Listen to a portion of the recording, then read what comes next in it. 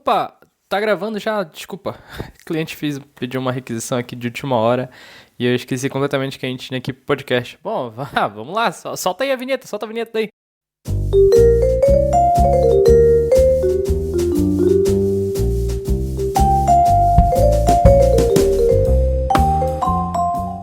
Você está ouvindo O Algoritmo, o podcast de tecnologia mais performático do Brasil.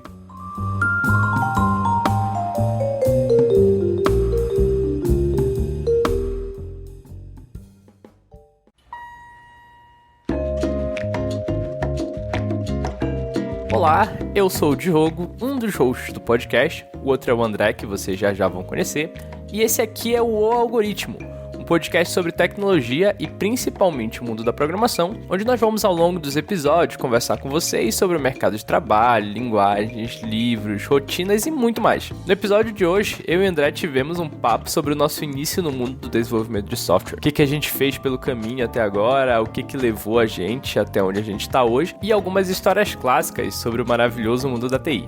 Vem com a gente que o papo tá super da hora.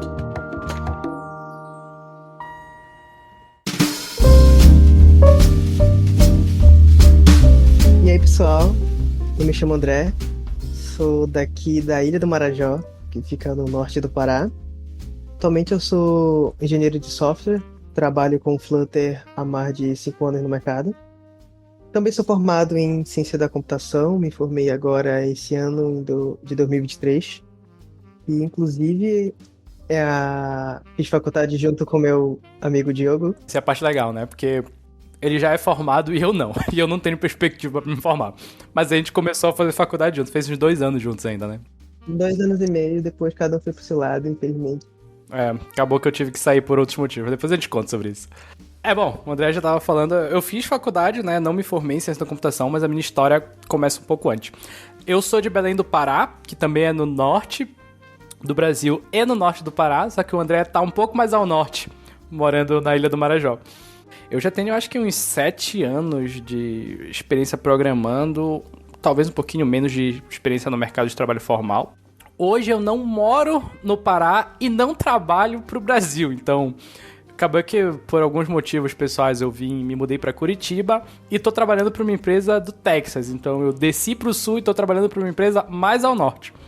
Então a gente tem algo em comum, né? Eu moro no Pará, mas eu também não trabalho pra cá. Eu trabalho pra outro estado, home office. É verdade, tem isso. Eu acho que desde que a gente começou a programar, a nossa história sempre foi home office, né? Eu acho que, não sei, Sempre. chegou a trabalhar em alguma empresa presencial? Eu não lembro de nenhuma. Não, eu não cheguei a trabalhar nem em empresa presencial, não.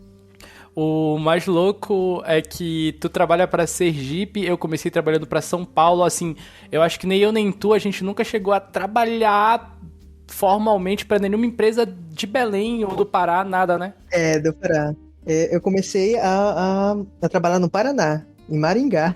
Foi minha primeira empresa. Aí depois eu fui mais perto do norte, fui pra Sergipe, que é onde eu tô até agora. Bom, eu trabalho com JavaScript hoje. Já trabalhei com algumas coisas no passado. Já trabalhei com PHP, já trabalhei com Java, bem pouquinho. O André trabalhou mais com Java do que eu, inclusive. Sim, trabalhei com Java, Flutter e atualmente eu estou entre Flutter e tecnologia nativa, né? Swift e Kotlin. Eu cheguei a dar uma olhadinha em Swift, Kotlin nunca, mas Swift eu cheguei a dar uma olhadinha assim, mais profunda, né? Trabalhar um pouquinho, alguns meses com ele. Mas eu tô no meu React Native e não tenho muita pretensão de sair daqui por algum tempo, assim. Tô estudando um pouco de Flutter, na verdade. Eu ainda vou convencer ele a total o Flutter. Não, isso aí nunca vai acontecer. Mas principalmente porque hoje eu tô querendo ir um pouquinho mais pro back-end com Elixir, com Go, trabalhar um pouco mais com essas linguagens que eu já amo elas há alguns anos, eu tô querendo efetivamente ser pago pra trabalhar com isso agora. Nossas ambições são diferentes. Já meu foco, eu gosto muito do mobile, então minha paixão é tecnologias tanto nativas e multiplataforma. É meu amor. O que é legal, né? Porque eu acho que já tem bastante gente que sabe disso porque tu adquiriu alguma notoriedade no mundo do Flutter. Não vou dizer recentemente, porque já tem um tempinho, acho que já tem mais de um ano. Mas tu tá trabalhando com tecnologia de Realidade aumentada.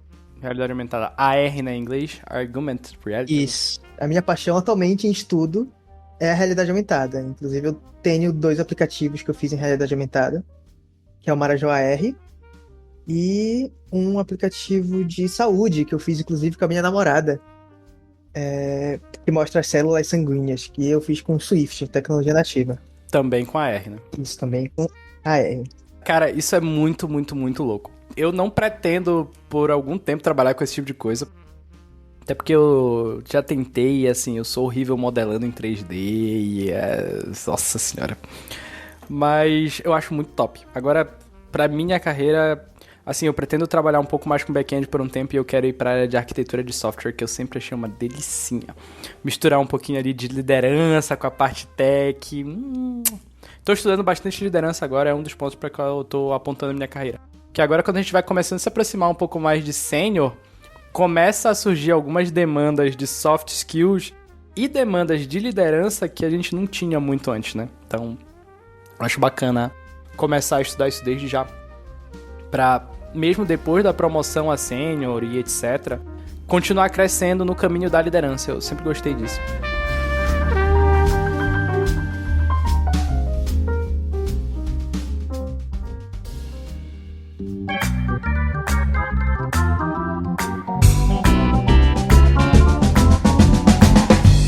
Eu acho que a minha história com programação ela vai começar bem antes de eu começar a programar efetivamente.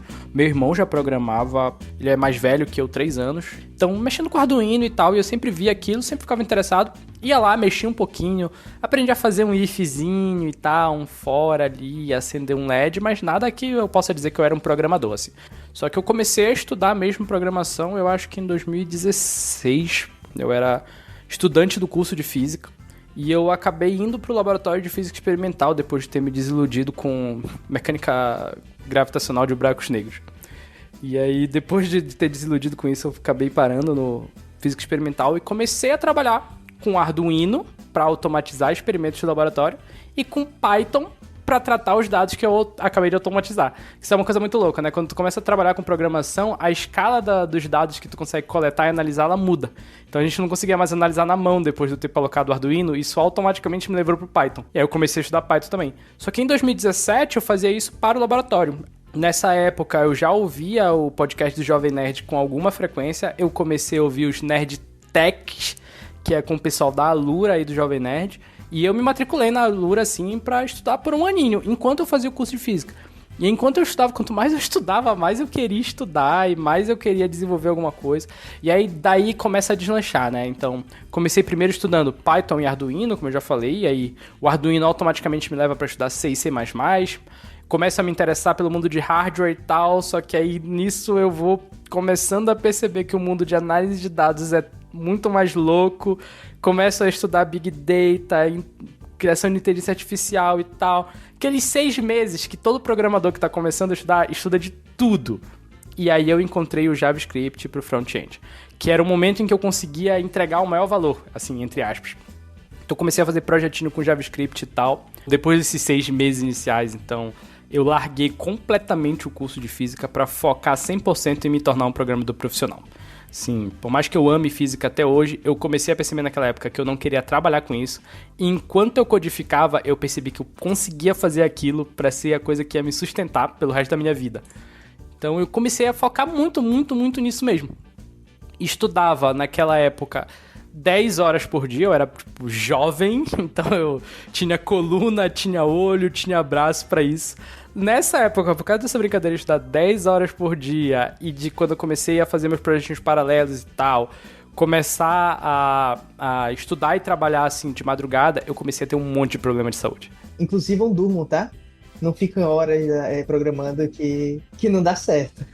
Depois que a gente pega uma empolgação com alguma coisa nova, que a gente vê que tá fluindo, a gente fica fissurado, fica sem dormir, até tu sair alguma coisa de lá, aprender alguma coisa. Sim, meus braços começaram a ter inflamações muito sérias nos nervos e tal. Foi um tempo que eu tive que começar a me regrar, e foi quando eu comecei a aprender efetivamente a estudar. E aí, depois disso, né, depois desse primeiro boom, foi quando, depois de ter descoberto JavaScript, ter descoberto front-end, que eu descobri um mundo magnífico do Node.js. E aí do Node, meu amigo, deriva tudo que eu trabalhei na minha vida toda, assim, profissionalmente, que é, primeiro de tudo, o React e o React Native, que foi muito natural, como eu já sabia JavaScript, ir para frameworks primeiro de React, depois para o React Native, porque é um pulo muito simples de dar. E aí, junto com isso, vem o Node.js para o back-end. Como eu já estava em Node.js no back-end, acabou que eu aprendi um pouco de PHP ali também, etc.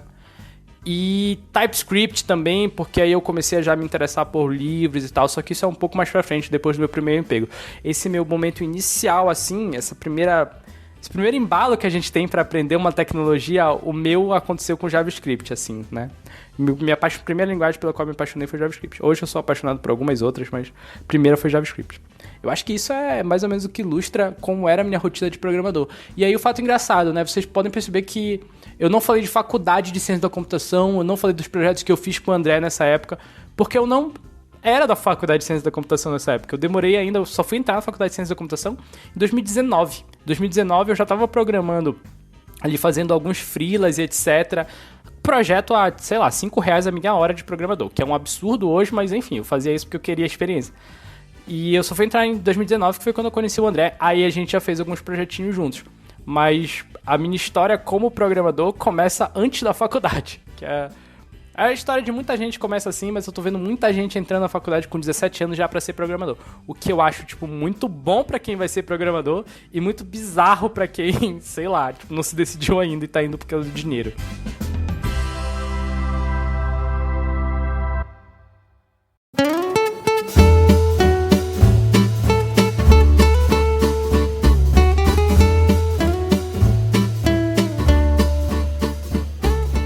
Bom, a minha história com programação, ela começa um pouco mais tarde que o Diogo, né? Eu sempre fui apaixonada por tecnologia. Antes mesmo de entrar na faculdade, eu já pesquisava sobre desenvolvimento de jogos, um pouco de como é que eles funcionavam. Eu já tinha chegado a baixar algumas engines, mas nunca saiu nada. Tudo começou quando eu entrei na faculdade, que eu comecei a ter mais contato, né? Que a faculdade, assim, ela abre algumas portas interessantes. Que eu comecei a ter o contato com Java, que foi a minha primeira tecnologia que eu me apaixonei, né? Que eu comecei a mexer com Java Desktop no tempo de Java Swing, JavaFX. Todo mundo tem uma decepção, né? Não, eu defendo que Java é vida, hein? Eu defendo aprender Java, que as demais tecnologias é muito mais de boa de aprender. Realmente, o Java é vida, porque depois de tu aprender Java, qualquer coisa parece ótimo, né? De verdade, eu acho muito importante. Java me fez ter uma, digamos que, facilidade em aprender outras tecnologias. Foi quando eu comecei primeiro, né, a fazer uns projetinhos internos na faculdade com Java, que inclusive foi numa palestra que a gente fez, né? Que eu fiz um sistema em Java que era de sorteio, que a gente estava sorteando uma caneca no final do curso. Então eu cadastrei o nome de todo mundo que estava lá, fiz um sistema para desktop em Java, que no final sorteava o ganhador da caneca. Isso foi o primeiro projetinho em Java que eu fiz na faculdade. Isso é bem louco de falar, porque, assim, eu tinha proposto a gente fazer um mini curso de GitHub no esquema de workshop, e o André me veio com essa ideia, eu acho que, assim, um dia antes. Ele falou: Diogo, eu tô com esse programa aqui pra fazer um sorteio, dá uma olhada. E um monte de coisa em Java Desktop que eu não fazia ideia de como funcionava. Então eu dei uma olhada na lógica, eu ensinei a fazer debounce de botão, eu acho, tu lembra disso? E eu nunca me esqueço que eu tava batendo cabeça de como era que fazia 2 cliques no botão. Sim. Aí que eu pedi ajuda do Diogo na época, e o Diogo falou: olha, assim que se faz essa gambiarrazinha aqui. Bota uma variável por fora de tudo, faz um if. Faz um botão de 3 estados ali e tal, né? Eu lembro Sim. disso. Nossa, eu lembro disso. E eu lembro que eu fiquei tipo, meu Deus do céu, André, se isso aí der errado, tipo, não funcionar na hora, eu não tenho nada a ver com isso.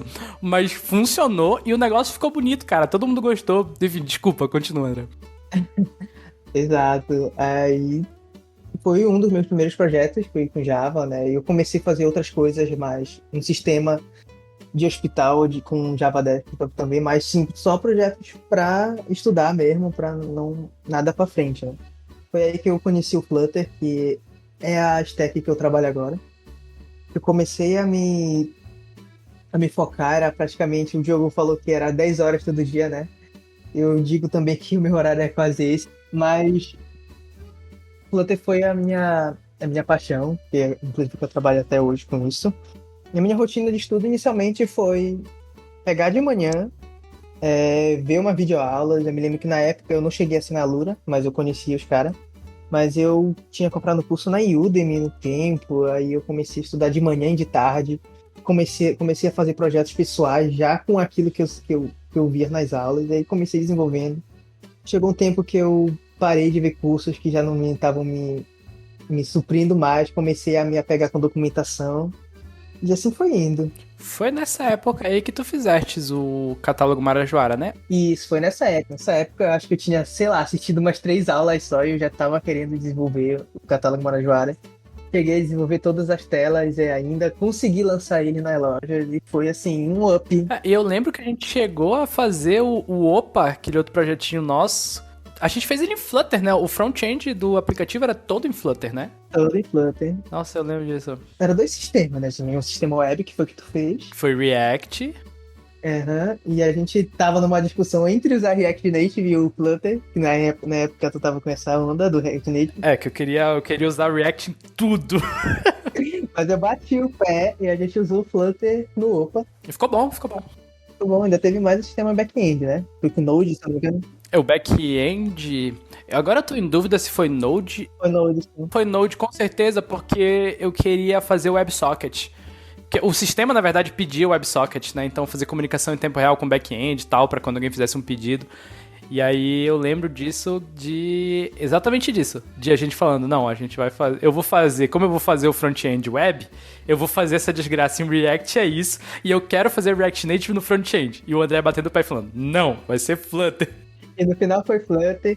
Foi Flutter. E ficou muito bom. Sim. O Flutter também ele tem isso, né? Eu acho que o layout, quando tu faz em Flutter, parece mais fácil, assim, de tu conseguires deixar o aplicativo bonito. Até parece que tudo tem uma carinha, assim, botãozinho redondo, não sei dizer. Algumas coisas por padrão já vem no padrão de Material, então por padrão já fica bonito. Claro que ainda tem os crimes, né? Então, mas isso deixa releve. Depois disso, eu comecei a ter os meus projetinhos com Flutter, que foi todos voltados para a cultura marajoara, né? Mas isso a gente vai falar um pouco mais para frente sobre projetos não remunerados. E é basicamente isso, né? Hoje a gente já se encontra em outro patamar, né? Mas a gente sempre teve esse foco início, né? De projetinhos que fizemos juntos, né? Eu e o Diogo. Ou projetinhos pessoais nossos que nos ajudaram a crescer no futuro, né? Foi, digamos, um bom investimento, né?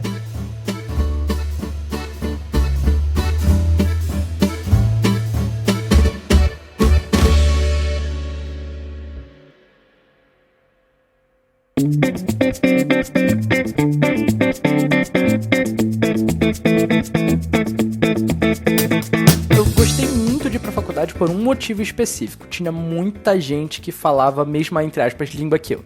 Porque quando eu tava em física, se eu queria falar de programação com alguém, eu tinha que ir pra fórum, tá ligado? Não tinha uma galera na mesma turma que eu que tava afim de fazer desenvolvimento mobile, tá ligado? E aí nessa eu conheci o André, conheci a Isa também. Eu tava, a minha vibe era, nossa, eu preciso fazer esses caras serem, programadores fodas, porque eu quero trabalhar com eles pra sempre. Acabou que muitos viraram programadores muito bons. A Isa hoje trabalha comigo até hoje. O André enveredou pelo caminho do mal aí do Flutter, então... Enfim, já tem vaga pra ele da minha empresa, mas ele tem um outro problema que a gente vai discutir no futuro, um outro podcast, se tudo der certo. Exato. Problema linguístico, por assim dizer. Isso a gente fala em outra situação. Deixa abaixo. Deixa abaixo. E era muito top. E aí, assim, depois disso, depois de fazer os primeiros projetinhos e tal, e de trabalhar não remunerado, tanto eu quanto o André, quanto alguns colegas nossos também, que estão até hoje aí no mercado, a gente pegou, eu acho que eu fui o primeiro a entrar pra trabalhar CLT. Então, eu fazia muito freelancezinho, muito códigozinho não remunerado, muita projeto pessoal e tal. Conseguia já tirar uma grana, assim, de, no mês que tava muito bom, eu tirava R$2.000, assim. Era nossa, o meu salário tá um absurdo, estralando esse mês.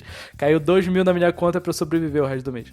E aí eu quando eu consegui a minha primeira vaga CLT, eu fiquei tipo, meu Deus, meu salário cresceu um absurdo. Agora ele é 3.200. Nossa senhora! Nossa, me lembro desse primeiro sentimento de 3.200. Caraca, era, 3.200 na mão do cara que não recebia nada, ou recebia, tipo, pouquinho. Nossa senhora, era um luxo, né? Aí foi quando eu consegui o primeiro trabalho. Durante a pandemia foi o meu primeiro CLT, assim, né? Então, foi na Vizia, eu acho que não tem problema falar o nome da empresa. Na Vizia, uma empresa de São Paulo, já comecei trabalhando no home office. Empresa muito, muito boa, incrível, assim. E só que assim, né? Quando a gente é júnior, que a gente consegue nosso primeiro trabalho, que a gente entra na empresa e vê como é uma empresa de software funcionando, cara, dá um medo. Não sei se tu tivesse essa sensação, André. O primeiro contato com a empresa de tecnologia. É, de tipo, tu chegar assim e olhar, meu Deus, é muito código, é muita gente, tem muito processo. Será que eu vou me garantir? Não, exatamente esse sentimento. Será que eu consigo fazer isso aqui? A síndrome do impostor batendo nas alturas, assim, né? E aí eu acho que esse foi o que marcou o meu primeiro sentimento, foi a minha primeira reunião na empresa. Eu cheguei no meio de uma PI Planning, e aí pra quem entende um pouco de Scrum vai saber o que é isso, quem não entende, vamos dar uma pesquisadinha, porque talvez vocês passem por isso em algum momento. Mas eu cheguei numa PI Planning, que era tipo planejamento do quarter inteiro, né, do quarto de ano inteiro, assim. Tava todo mundo enlouquecido, era um staff de 200 pessoas de TI lá dentro, 200 programadores, que estavam vários squads separados e tal, mas todo mundo ali na PI, elaborando o projeto, e o cara vai, conversa com alguém do outro squad, volta, faz uma pergunta, e eu no meio disso pensando, cara, eu não consegui nem fazer o repositório rodar, eu não vou conseguir dar conta. Tipo, tem muita tarefa pra desenvolver, eu não consigo.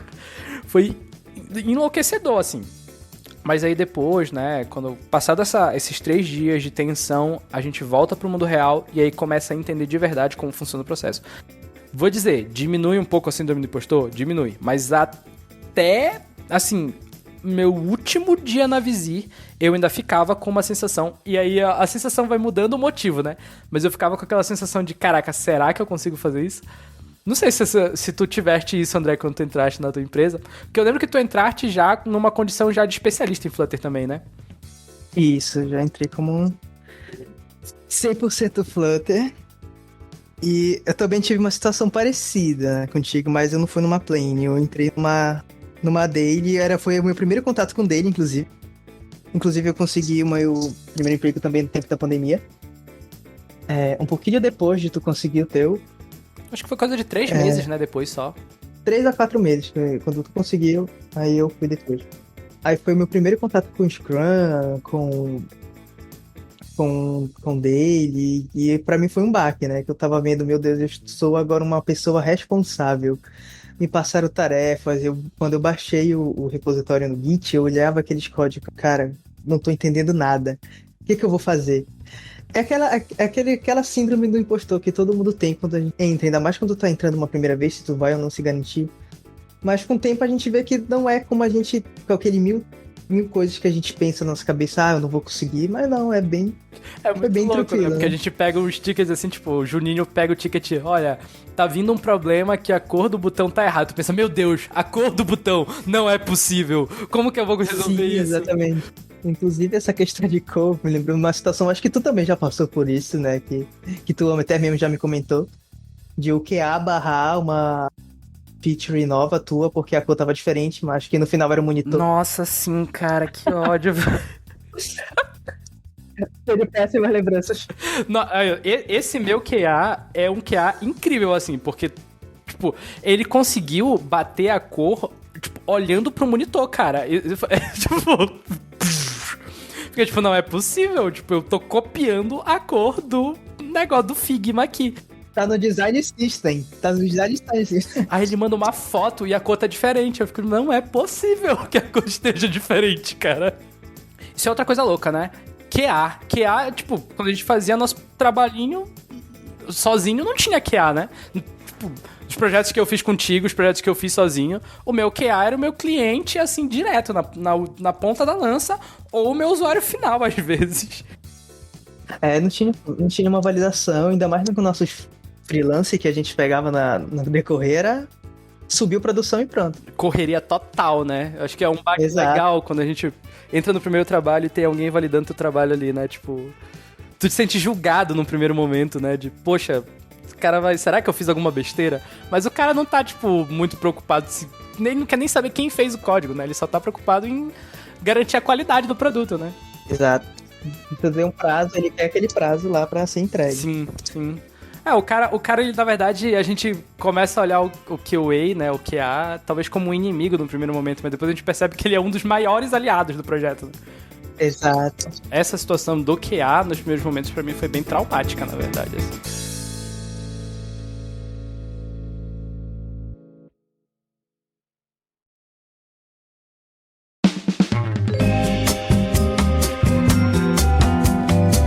Quando eu fui, né, do pulo de júnior pra pleno, eu fui direto pra trabalhar em um banco digital, né? Que era um dos meus sonhos. Então eu trabalhei na squad específica de cartões de crédito. Então toda a parte de cartões era eu e mais alguns desenvolvedores que cuidavam dessa parte. E o mais louco é, quem tá olhando de fora que não tem tanta vivência pode pensar, mas o cara só desenvolveu o aplicativo. O que pode dar de errado que vai fazer a empresa perder dinheiro? Irmão, muita coisa pode dar errado. Se tu chamar uma API errada, né? Tipo, pronto. É ligação pra central de cliente que não tá conseguindo fazer certa coisa, então é muito importante tu se ligar nos detalhes. Tem coisa que, inclusive, que até o QA não pega. Acredite. É situações muito específicas, né? Específico que o QA não pega e o cliente pega, né? O usuário pega tudo. O usuário final... Porque o usuário testa umas paradas também, né? Que, nossa... Ah, sim, e... O usuário ele é um problema e uma solução muito grande, na verdade. Vou contar uma aqui que eu prefiro não citar. O nome de empresas, mas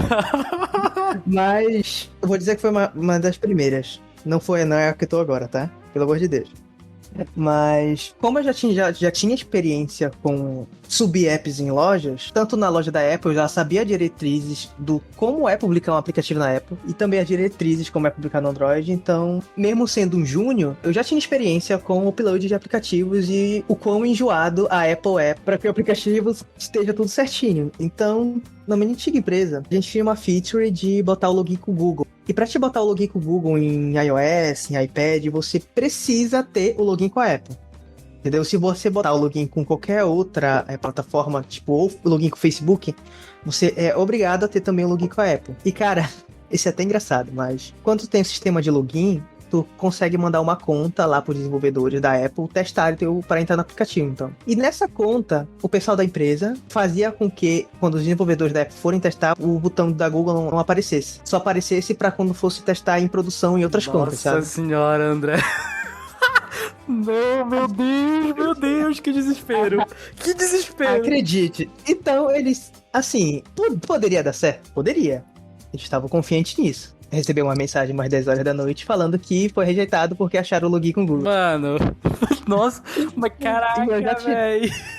E eu me lembro que na época eu tinha falado que isso ia dar errado, mas como eu era um júnior, eu não tinha poder de fala, praticamente. Nossa, e eu tinha mandado, inclusive, o documento lá da Apple falando sobre essa situação, né? E no final deu no que deu, e a gente teve que retirar o login com o Google. Ah, vocês não colocaram o login com a Apple, vocês tiraram do Google, não. E é isso.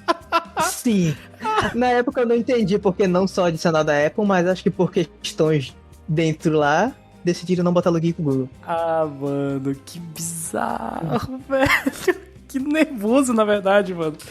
Porque assim, do jeito que a Apple é, a chance dela pegar um ranço de vocês, tá ligado? Tipo, não, todo aplicativo que vier desse cara aqui, tu já recusa aí e, sei lá, diz que a conta é errada, qualquer coisa assim. Eles podiam muito bem fazer isso, mas...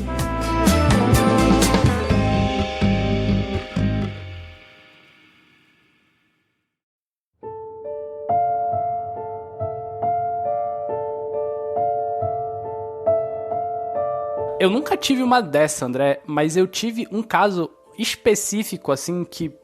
Nossa senhora, esse eu fiquei tipo, mano, que coincidência bizarra. Que o que aconteceu? A gente fez um deploy pra Apple, eu acho que a gente fez a requisição numa quinta-feira, e aí eles aprovaram na sexta de manhã, assim, e sexta-feira à tarde começou a explodir de requisição da galera reclamando, de usuário reclamando, que não tava conseguindo logar. E uns 2% das reclamações era tipo... Cara, eu tô conseguindo logar, mas esses dados são completamente inconsistentes com os dados que tiram ontem no meu aplicativo. Eu não sei o que tá acontecendo. E a gente, beleza, todos os usuários da Apple estão afetados por esse bug, seja lá o que tá acontecendo. Aí faz uma war room, bota todo mundo dentro, vê o que tá rolando. E aí debug, passa pro QA, o QA consegue reproduzir o que tá rolando em produção e tal. Só que vai pro ambiente de HML, tá tudo rodando normal. E a gente, nossa, o que pode estar errado, Quando vê um cara que tinha acabado de entrar na empresa, e ele vai na war room lá e fala: olha, gente, eu consegui logar com o meu usuário de homologação aqui no dado em produção e eu tô vendo que tá condizente com meus dados de homologação aqui. Esse momento, sabe aquele momento que todo mundo para assim, a chamada fica calada? Do nada um monte de cadeira arrastando, a galera voltando pra mesa do computador, o pessoal colocando xícara pro lado, todo mundo começando a teclar rápido ali pra ver se conseguia reproduzir o bug. O que aconteceu? Basicamente, a gente mandou pra Apple revisar o aplicativo e enviou um usuário e senha pra eles que coincidentemente também funcionavam em homologação. E a gente fazia alguns testes que também coincidentemente funcionavam em produção, usuários de homologação que funcionavam em produção. Óbvio, os dados não eram os mesmos, eram dados completamente discrepantes, mas os usuários conseguiam logar tanto alguns de produção em homologação, quanto alguns de homologação em produção. No geral, os de produção que logavam em homologação eram usuários de teste, então não era uma falha de segurança. Mas foi uma coincidência. E aí, quando a gente mandou para a Apple, a gente não viu que a URL que a gente tinha buildado no app era uma URL da API de homologação. Então, basicamente, os dados que todos os usuários estavam vendo eram dados de homologação e a gente não sabia. Obviamente, a gente teve que, na sexta pro sábado, corrigir tudo que estava acontecendo ali e tal. Aí eu lembro que a gente tomou uma chamada do nosso chefe, que nesse dia eu fiquei... Mais um dia que eu fiquei com medo de ser demitido. Que ele falou assim, olha, façam a build agora apontando pra produção e eu vou pedir pra Apple pra fazer uma revisão extraordinária. Se não for aprovado, eles só vão fazer a próxima revisão no tempo normal. Então esse aplicativo pode acabar ficando na loja com o erro por mais de uma semana. E a gente, tipo, fodeu. Se a gente não fizer perfeito agora e a Apple recusar por qualquer motivo, vai ficar uma semana da gente recebendo o chamado e perdendo, tipo, venda de usuário porque alguém fez a URL apontando pra homologação.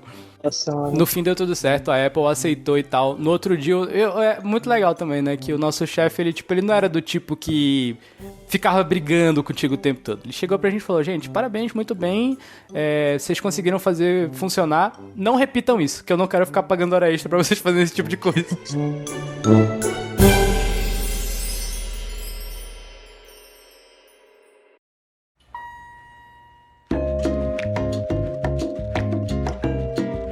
Bom, é isso aí, pessoal. Espero que vocês tenham curtido esse papo. Se vocês curtirem, considerem seguir a gente no seu agregador de podcast favorito. E a gente vai tendo um compromisso aí, pelo menos todo mês. Esse aqui foi o episódio piloto. Vamos ter muito mais papo. A gente já tá com um convidado confirmado para próximos podcasts para falar sobre os mais diversos temas. Se quiserem sugerir temas também, só entrar em contato comigo ou com o André por qualquer rede social. Encontro vocês no nosso próximo episódio.